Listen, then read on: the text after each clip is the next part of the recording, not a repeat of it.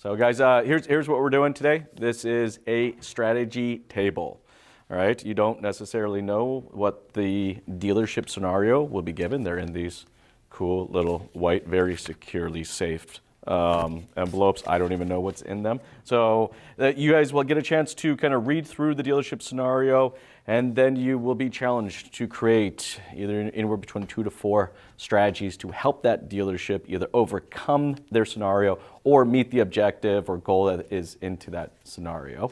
We're going to give you guys 5 minutes to kind of think about it, and then we're going to get straight into the discussion and have some fun today. So you guys ready to go? Absolutely. All right.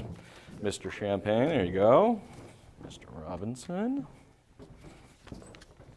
What's up, Ted? Thank you, sir. What's up? I'm supposed to open. All right, Dodge. Is it a Father. team? These aren't opening even event, sealed, or- Jason. What kind of They're not security even is this? sealed. I know, right? I told you they're totally safe. Now, guys, here I'll read through you guys' scenario real fast, and then I'll give the timer will start with that fun Jeopardy music, and you guys can start making your notes. Okay, so this is a used car department scenario. So we're back at ABC Motors. I feel bad for ABC Motors, man. They're having some rough times right now. So ABC Motors has always had an underperforming used car department. The current used car manager is retiring. Well, that sounds fun. And ABC Motors wants to rebuild their used car efforts to be a modern and progressive department.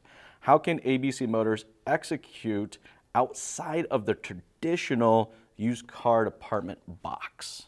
All right, we got 4 strategies, guys, we're looking for here. We're looking for a online used car strategy. That's outside of the box. We're looking for a in-house, an in-house strategy. So we'll talk about maybe like existing customers, right? Then a operation strategy from a sales process or reconditioning process or whatever process you guys want to focus on used cars. Again, an outside of the box strategy. And then we're looking for a marketing message, an outside of the box marketing message for this new used car department. Guys, you have 5 minutes on the clock, and then we will get into the discussion.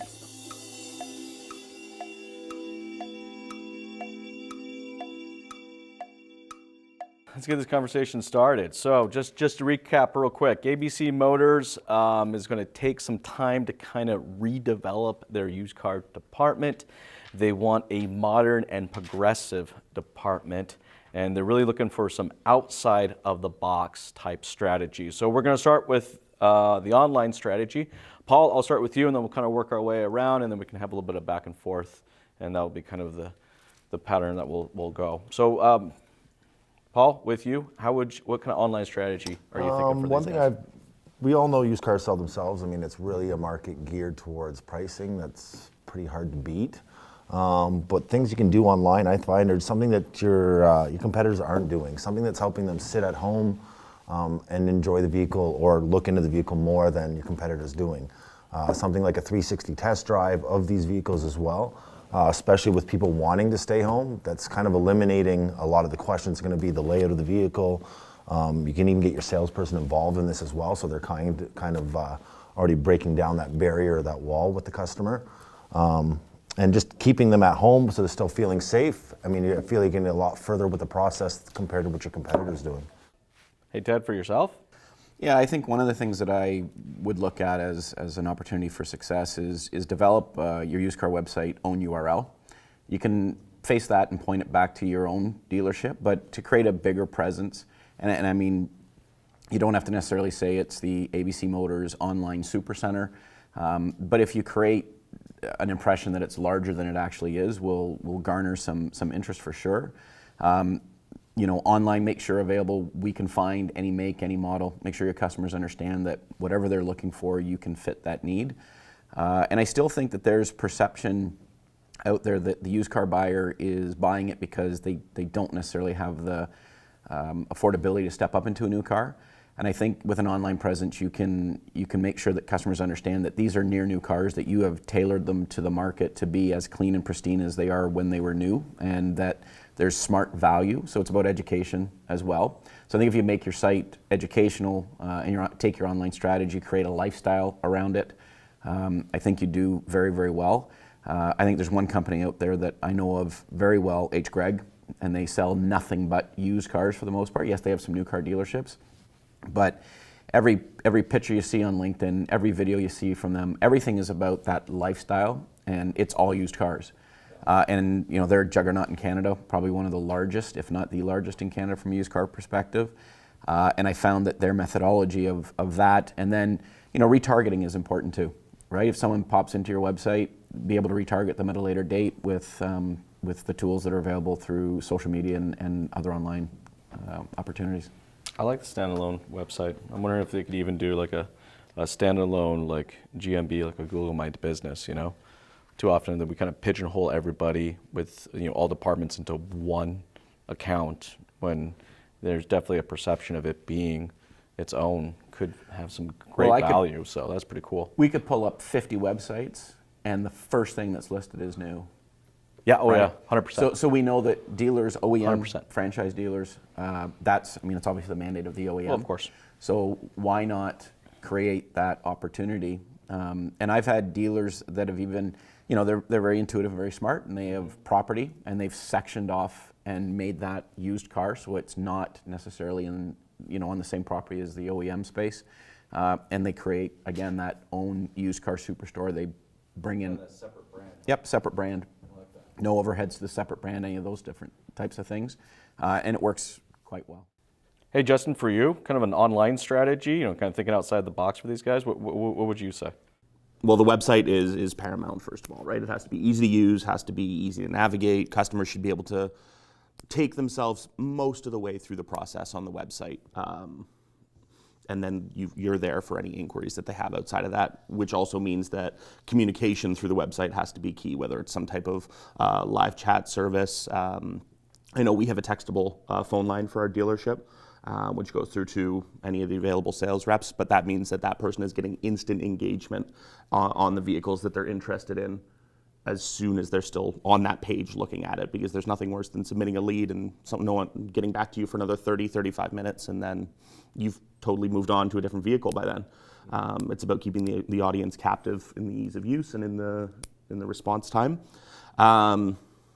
Getting out of date models off the website, stuff that's already gone. And the other thing is, as soon as something comes in, having a system set up where that vehicle is on the website. And one of the best practices that I've found is, as soon as that sales rep takes in a trade-in, if that's where you're sourcing your used vehicle from, they're just shooting a quick, hey, this is a 2016 Honda Civic that came on the lot, just was traded in, telling a little bit about the story of the vehicle, and just getting something up there right away. You can even say, excuse the mess, we just got it in on trade, but I had to show this thing off. And just as long as you've got your up-to-date inventory on the website, that's going to be the first step to making sure you grow the used cars inventory, the used car business. Can I just add something on this chat too? I mean, a lot of us cop out by doing these third-party chats, these bot chats, and customers read right into it. I've seen the chats as I get the lead, and they're just pissed off by the end of it. They're asking questions, they're not getting answers, and they're moved on. And that's really a big part about this as well, about being online, is you need to have somebody that knows the information, that can actually answer it, and is going to be direct with them. You can't drag this on, like you said, okay, I'll get you a sales rep in 35 minutes. I'm sorry, I moved on to the next guy. Or I've asked you 3 questions and you can't seem to answer any of them. Again, I'm moving on to the next guy. You need to have people that are controlling this chat that actually know what they're doing, and stop just copying out on these third-party bots or companies that are literally just basically message handlers. Yeah, it's a good point. I did some testing with a third-party dealership that had third-party, and what's your name? And I said, or are you interested in a car? Or what car are you interested in? And I said, I'm not interested in a car today. Thank you, I'm not interested in a car today. How much more? And it was, so instead of, because you're looking for a name, right? So they took that and responded as, I'm not interested in a car as my name, and it just came across incredibly unprofessional. And I think chat is fantastic. I think the ability to directly interact with a consumer in real time is fantastic. And on their terms. And on their terms. This isn't direct. No, it has to be direct. And the only other thing that I would say is, with websites, and I visit a ton, and I visited a ton as COO watching what the dealers were doing. Some are incredibly intrusive. Every time you lift it up, the pop-ups are ridiculous. I mean, I think I've probably jumped off of sites more in the last, I would say, year or so with that scenario in place, because it's just, I just want to see something. I don't want all the junk. So I'm in big favor of dealerships that have the live chat button bottom right or over on the left. It's there if you want to use it, and it's noticeable, but it doesn't pop up in multiple pop-ups and being intrusive into what the customer is really trying to do, which is search something out on your site. And like I think it came up in one of the panels yesterday, we're constantly being compared in time-wise, how long it takes them to pull up Netflix or DoorDash or whatever it is on their phone. And if they can't access a person in that same amount of time, they'll lose interest and move on. Tyler, how would you like to add to that online strategy? Well, I think we need to change our name. I don't know if ABC Motors, it's kind of getting tired a little. No. To go sort of way outside the box, I would say Instagram and TikTok reviews of cars that you have come in. You know, something quick. So social review. Yeah, something quick, something easy, something digestible by people. And, you know, maybe you have something, you know, a segment or whatever called 3 Things You Didn't Know. Because, you know, I can watch videos about the products I sell and find out information that I didn't know. So, you know, 3 things you didn't know about, you know, the 2016 Honda Civic. You know, here's how to open the trunk, here's how to change the radio station, and that type of thing. And that gets, you know, you could have your branding on it, your dealership sign in the background, and also look at this fresh piece of inventory we have, something a little different than a walk-around video. You know, we can have them on Instagram Reels as well as TikTok. Again, something quick, easy, digestible for consumers. And the other thing is, I think you sort of alluded to it, having photos of every car that you have online right away so that people can see it and look at it. You know, used cars are unique, and people buy them because they can see them. And, you know, having 25 pictures of a used car online is super valuable. Someone can see what the interior color looks like. Does it have a sunroof? You know, there's nothing worse to me for new or used cars than stock photos online. People swipe right by that or go to a different site. So again, but having that done quickly too. You can't have stock photos on the website for 5 or 6 days. You know, you need to have it cleaned up and on the lot and on Instagram, TikTok, and the website, ready to go and showing off the inventory that you do have. Yeah, and I think that's important. I think one of the things that's missed, and we're probably going to go into, I'm going to tap into the next section probably a little bit here, but part of that strategy for in-house is, you know, when that used car is traded in, almost in sync with delivery of the new car to the consumer, if they brought in that trade, it's got to go into the cleanup bay.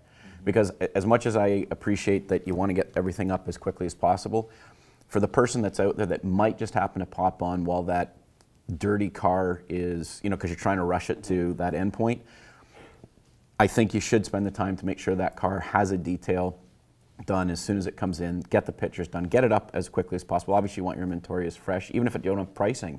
Coming soon, the pricing, or, you know, however you want to phrase it. But getting clean pictures is important because, again, it's like I said yesterday about the website. If the website's in disarray, I don't know that I'm going to trust that the operations are going to be in sound working order. If I'm looking at pictures of cars and, you know, they're covered in soot, it's wintertime right now, there's road salt and dirt on the inside and the carpets look like they're a disaster, I don't know that I want to buy that car either.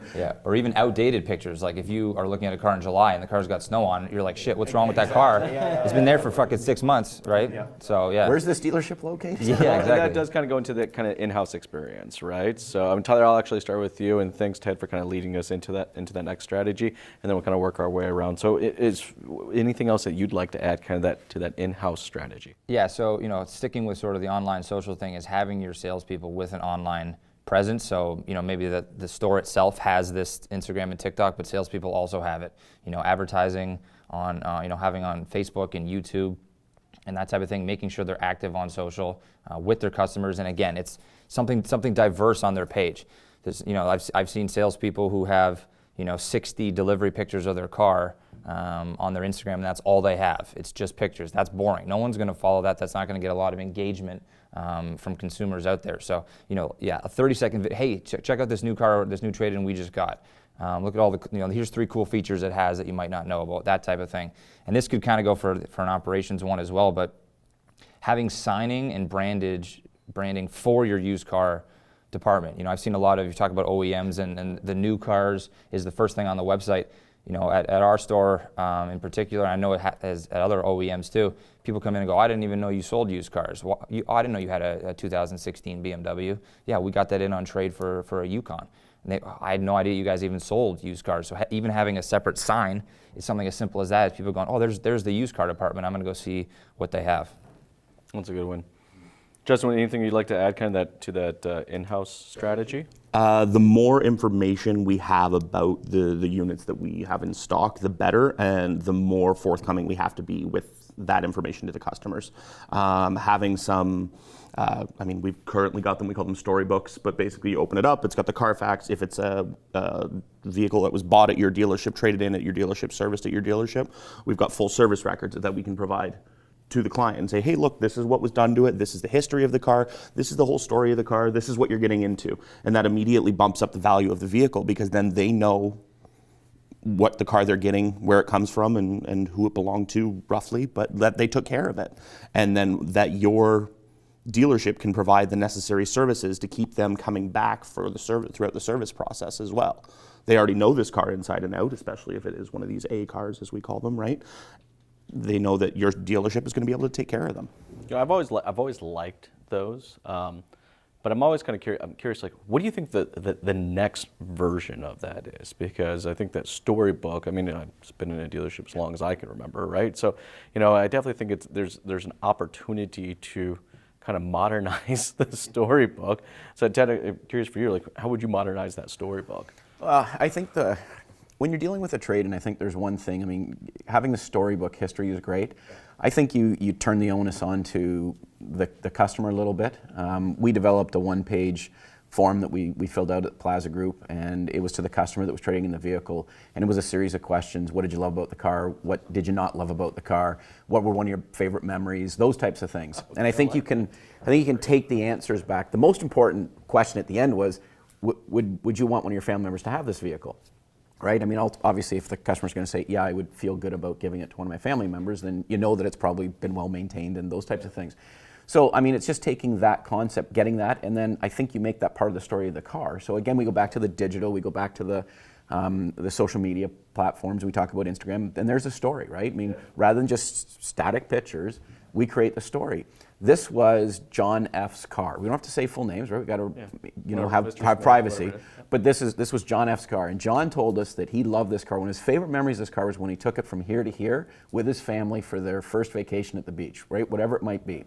You're going to have these wonderful 30-second snippets of how that vehicle can then, you know, for the family might be buying a car for the child's turned 16, they're looking for a decent used car. What a great one. You know, the guy that owned it took his family down to Disney, whatever, any of those types of things.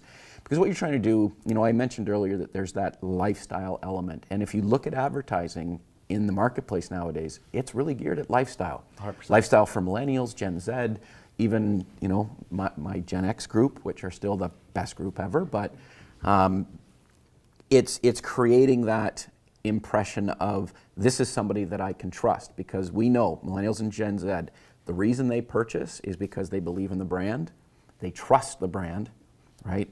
And the brand gives them a level of comfort beyond expectations, and that's, you know, that's really what you can do. And I think, you know, continuing some old with some new technology is a great way to do it. Now, when in the process would you implement that kind of questionnaire? So when the sale of the new car is taking place, you know, we still haven't gotten away from sit with the salesperson. That salesperson is the only person that does the deal. There's always that back and forth.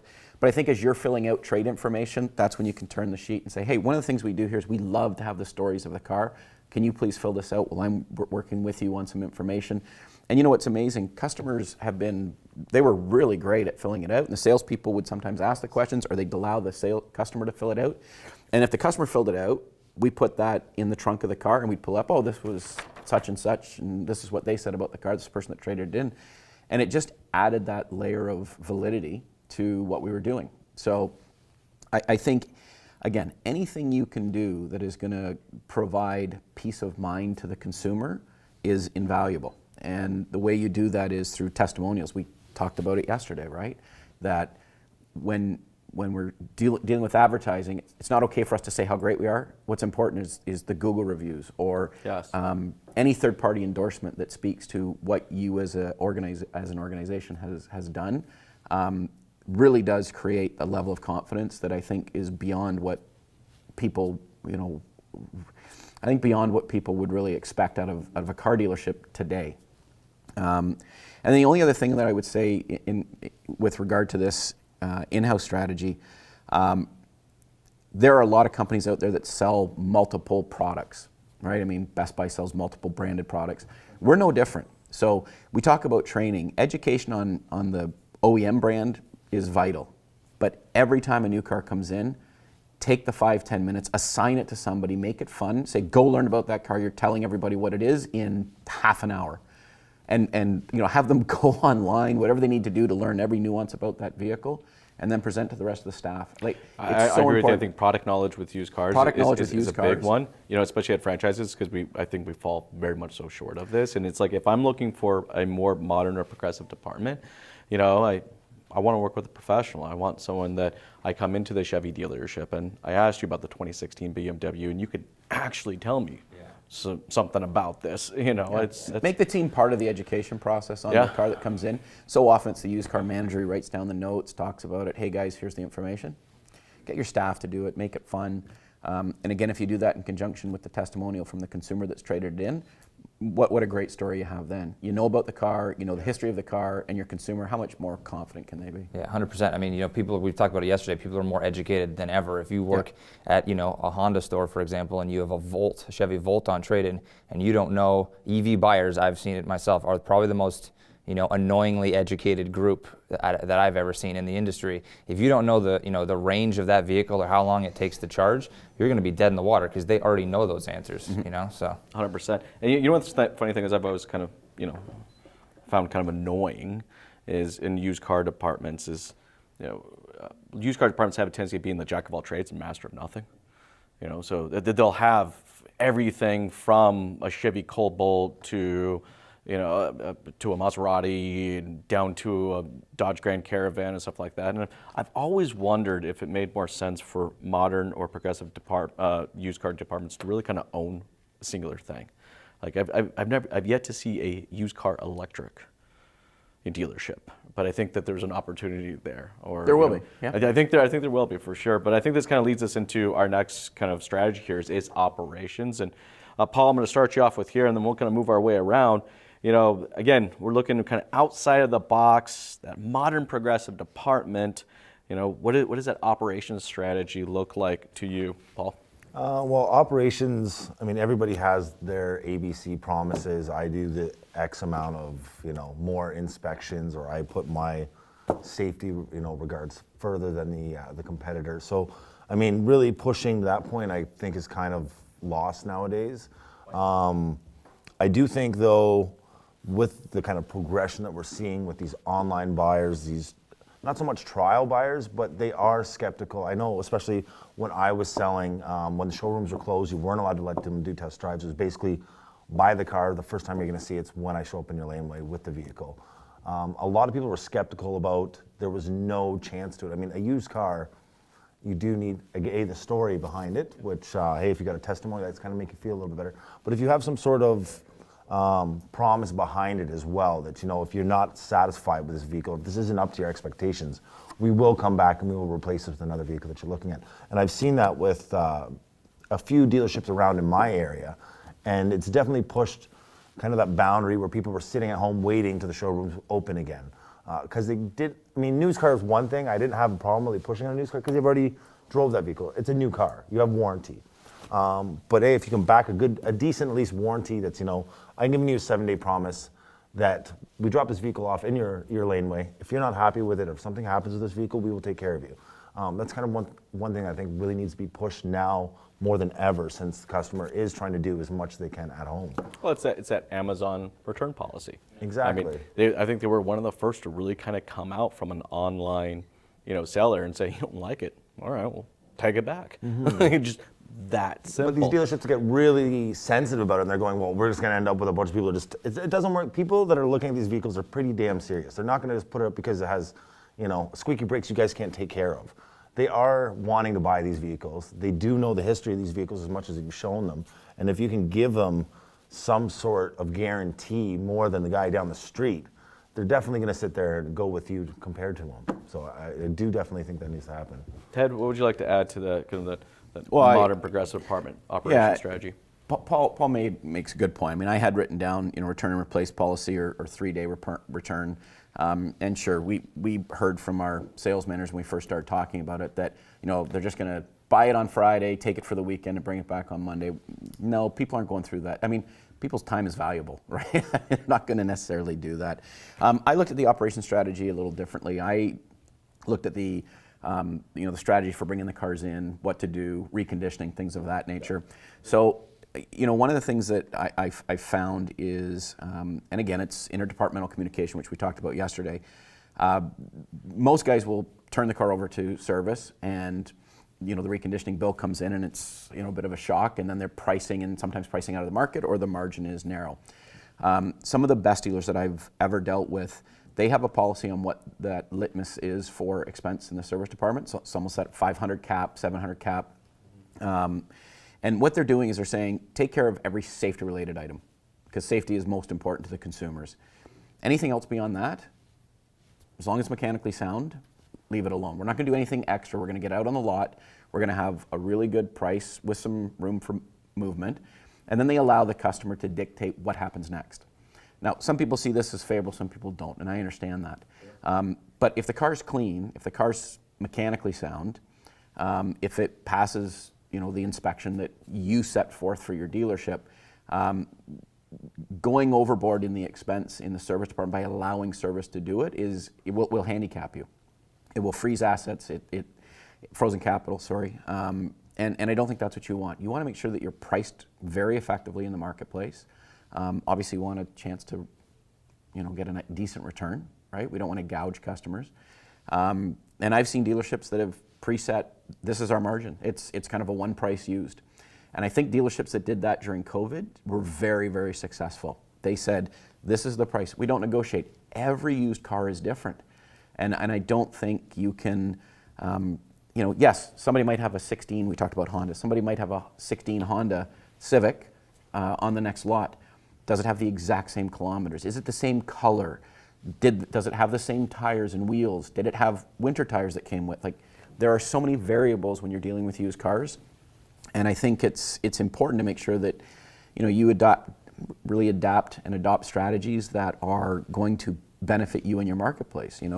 Dealerships that are more rural have a little bit, I think, in some regard, a little better opportunity to market their used cars because there's not as much competition. But I really think you need to set, from an operational standpoint, everything from, like we talked about, car comes in, it gets it clean. Pictures are taken, it's up online as quickly as possible. Then it's going to go get its reconditioning. We're going to say, here's what has to be done, here's what's recommended. Make sure that your service department has that recommended list. If the customer's concerned about everything, you can show them the recommended.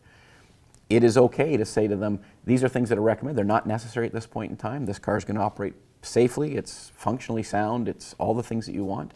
And then again, make sure your pricing is correct. And again, tell the story. Get out there and be social with it. Yeah, you can't have those, arguments in between departments. The salesperson finds out there's $200 profit in this car, and you go, yeah, well, parts gouged just on the cost of the brake pads, and then service overcharge for the installation. You have to get ahead of that and make sure that doesn't happen so that you can make money and all departments are happy. The customer doesn't care what you put into the vehicle. Exactly. They just want to know, the more you put into it, the more safer they're going to feel with that vehicle as well. So I feel, in a sense, too, you're kind of shooting yourself in the foot by, this is the recommendation of what we think, because they're going to say, if you recommend it, then why haven't you done it?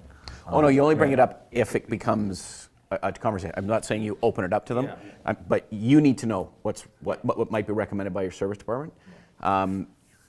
Because again, you want, customer buys the car and then has an issue, you can look and say it was recommended, we should absorb some of this or more.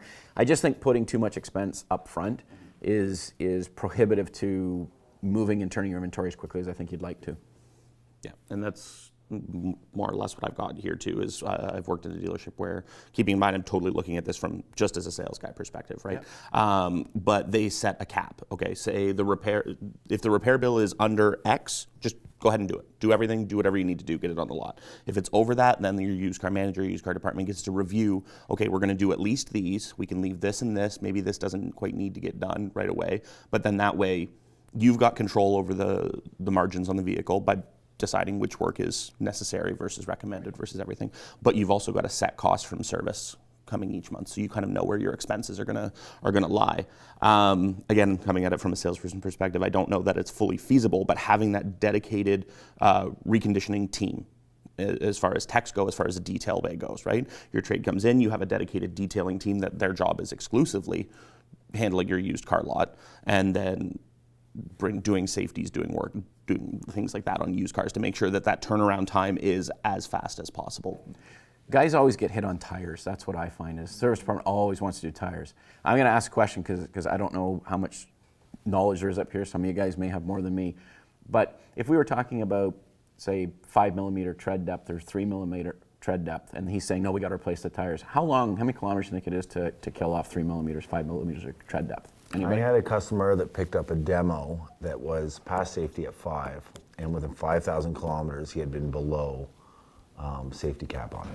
So he's driving excessive. Exactly. Everything's going to be driver dependent. It's it's about 10 to 14,000 kilometers is what you're finding. We'll use 10. Yeah. But so the question becomes 10,000 kilometers. That's 6 months worth of driving.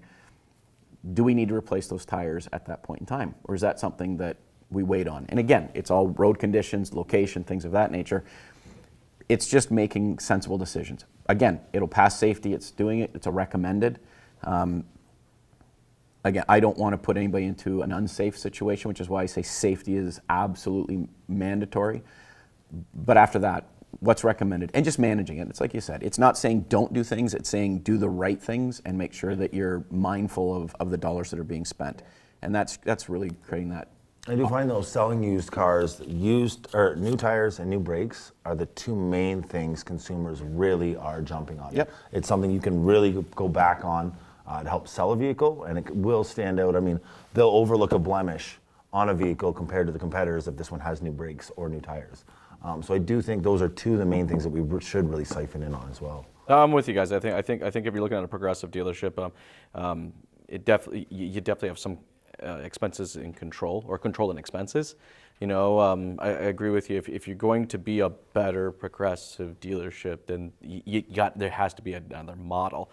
I'm going to push you guys to even think a little bit more outside the box on kind of the operations side. And I'm thinking something, really kind of progressive, something modern. I know that there are many companies that are popping up that are actually quite active right now in the U.S. about helping dealerships take their used car inventory and put them into subscription models. So I want to get your kind of thoughts on that. It's, here are my cars, and here are the cars you can drive from for $600 a month. Here's ones you can drive for $800 a month, $300, $1,200, so on and so forth. Kind of always keeping this inventory kind of in this floating space, which is not far off from what we do when it comes to in-house leasing. So I have a lot of familiarities there. So I'd love to get your guys' thoughts. Tyler, I'll start with you, and I'll work around the room. Well, I think that's an interesting way to go. I mean, it's almost like the vehicle rental model where you go, oh, this is what I can rent for $40 a day. If you're looking at exotic car companies that have sort of exploded in the last little while, this is what I can rent for $800 a day, or I can get a Lambo for $1,000. I think it's interesting, and it might get rid of the unfortunate situation where you have someone who is looking at, let's say, a used Yukon that's high 40s and their budget is $300 a month, right? And you go, well, how on earth is that going to happen, right? Which is something you should try to get out of the way early. But I think it's an interesting idea. I'd like to hear everyone else's thoughts on that. Well, sure. I think it'd be cool because, do they really need that Yukon every single day? What if could they buy into that $300 subscription? Yeah. And then once a year, once every 6 months, be able to have usage of something. There are some manufacturers that are playing with this right now on the new car, but I haven't heard a whole lot on the used car. Justin, what are your thoughts? Yeah, it's an interesting thought for the used car department. I don't know, as far as the customer goes, I typically find that the used car buyers, I don't know that they're the type of consumer that might necessarily need that switching so often into different types of vehicles. They're kind of finding the one that suits their needs in their life right now, but they need it every day. I do think there's absolutely some value there in that type of person that, we go up to the cottage 3 times a year and I need a truck when I'm going up there. And I think there's some, if you can provide the value versus a rental, then absolutely it's an interesting way to take it. Ted? as Dr. Ken says on The Masked Singer, I know exactly how to solve this problem. Not a lot of guys watch that, apparently. So it's fine. It's all right. Never mind. I actually think that there's a better model than doing a year plan with this. I think a subscription service concept would be really good. And the way I would do it, and I only say it because I had experience with Car2Go with Mercedes-Benz out in British Columbia when we launched out there. If you know, as you get good, decent quality used cars, demos come off the road, whatever, you're moving them to the used car department, if that's what you do. You could pick a suite of, say, 6, 10 cars. You know, there's going to be some overhead expenses to set it up, but basically customers could come in and swipe their card. They have a subscription membership, and they can take the car, and they can take the car for periods of time that are required, and they're charged, credit cards charged. You got to be careful, obviously. You don't want to lose the vehicle, but there's safeguards that can be put in place. There's geofencing that you can do where customers can't drive beyond certain. But I think it would be a great utilization of your used car inventory, some, not all of it, in a very unique way to allow consumers who may take the bus, may walk, may do whatever they do on their daily, but have a driver's license, can't afford a car, but do need transportation on weekends or during the week for a new job interview, whatever it might be. They come in, they swipe, they take the car, off they go, they replace it at the end of the use. With Car2Go, it was different. I mean, you could drop it anywhere in the city, and people could pick it up, and you could go online and see exactly where it is. Yeah, it was more of a convenience. It was more a convenience kind of thing. But I think with a dealership, I mean, if you really wanted to be innovative and be different, you could do that with parameters where that vehicle gets returned to the lot upon completion of the drive. You know, if you want to go and drop it off at a rental agency, you've got rental companies for that. But if you want to be part of the ABC Motors family, then come on in. We'll sign you up. We do everything, credit check, whatever's required, know that they're in good standing. And it's just a matter of everything gets logged in and their card's charged every time they come back based on kilometers in use. Yeah, I just had this thought. It's kind of a different way. I don't know if anyone's doing this or not, but I mean, I own a sports car that's now parked inside for 6 months. Is anyone doing a thing where, a 6 month and 6 month thing where you can take, an SUV or a pickup in the winter and then maybe go to a car or, something sporty convertible? Maybe more of a shorter term in ownership. The summer, yeah. I think, guys, what we're talking about here is a different type of ownership model. Yeah. And I think if you're going to try to be very modern and progressive, and you're going to try to think outside the box, there's something there, to a possible renting or subscription or shorter term ownership. But look, if I was told that, hey, all right, your membership is $650 a month, all right, those are the vehicles you can choose from.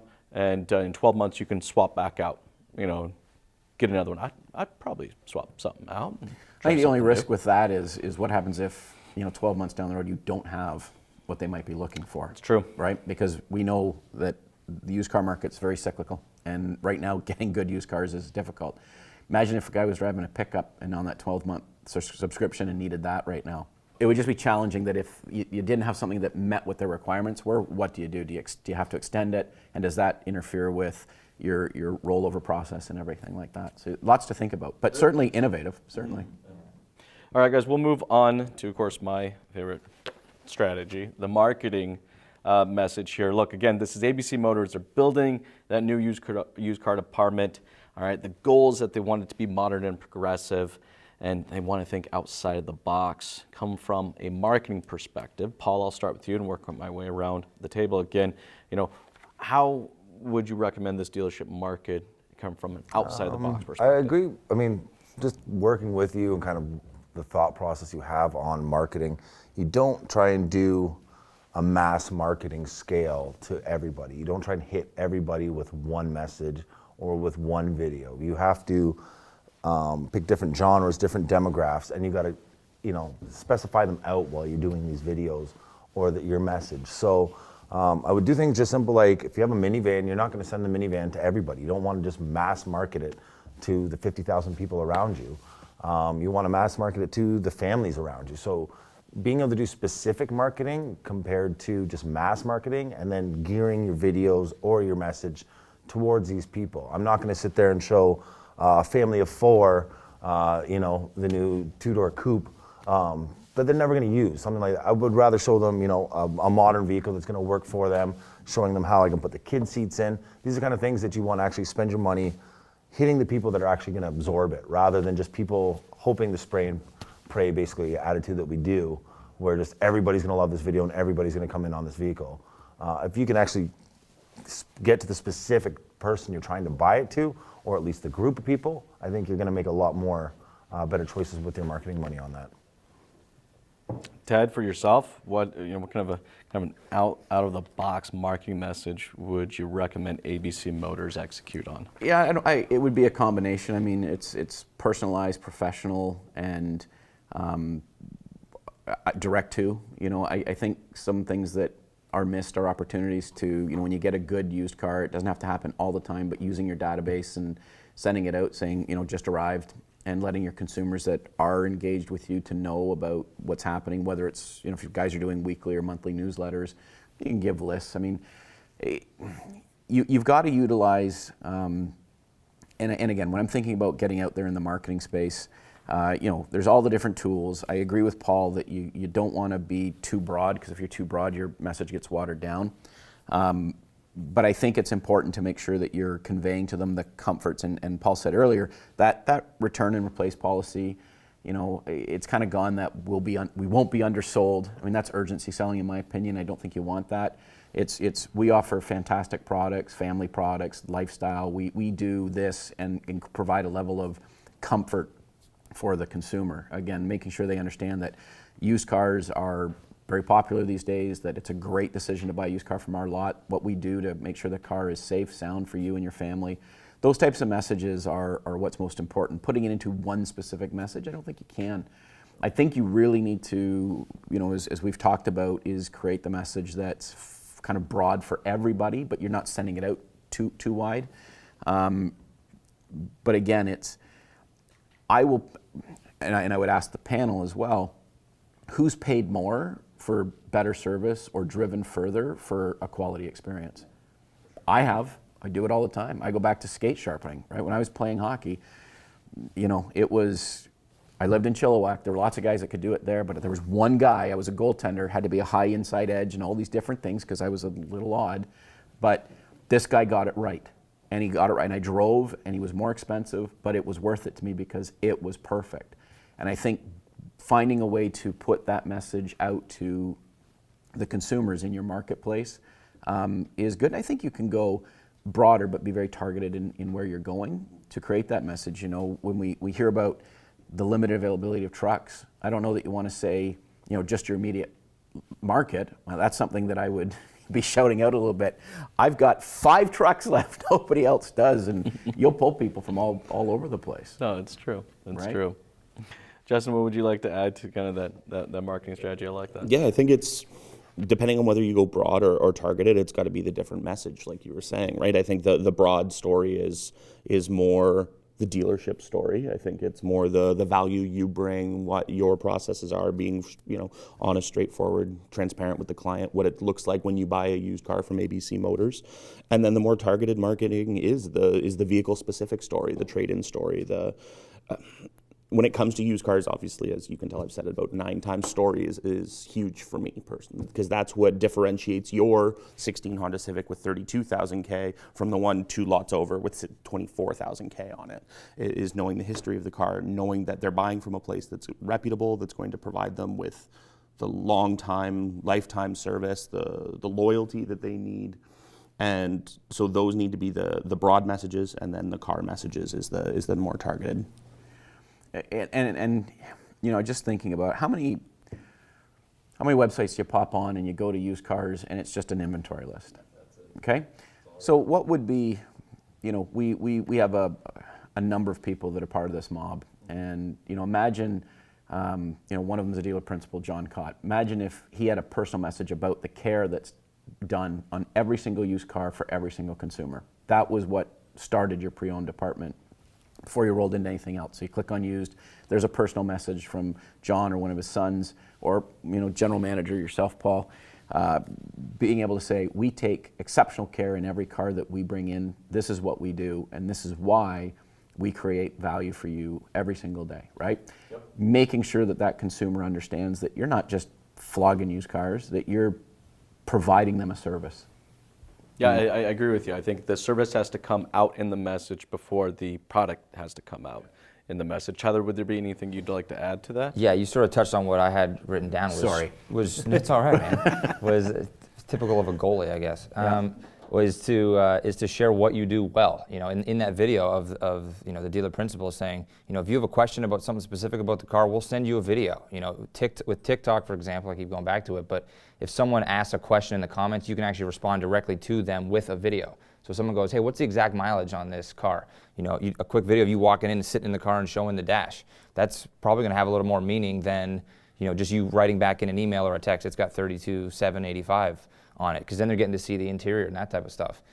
You know, thank you videos sending out with a link to a Google review, for, you know, hey, you know, thanks so much for. This could be more of on an individual basis, but, you know, thanks so much for purchasing that car. We're happy to have you as part of the ABC Motors family.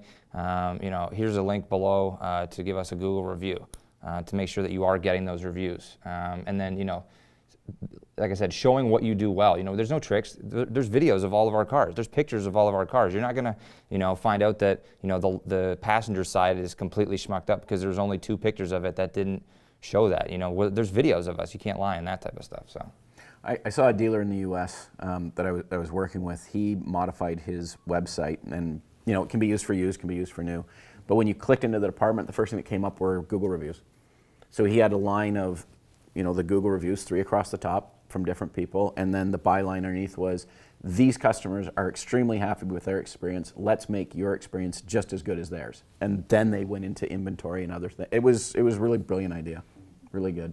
Well, guys, I think we touched on a lot of really neat stuff today. I mean, we're looking from an online strategy. I mean, you guys were very much so all kind of consistent and with each other as far as, you know, there really had to be a video, a big online video strategy. I love the 360 URL, the standalone website. I agree, right? I think for all of us, you know, this used car department is kind of like a secondary thing. It's because we sell new.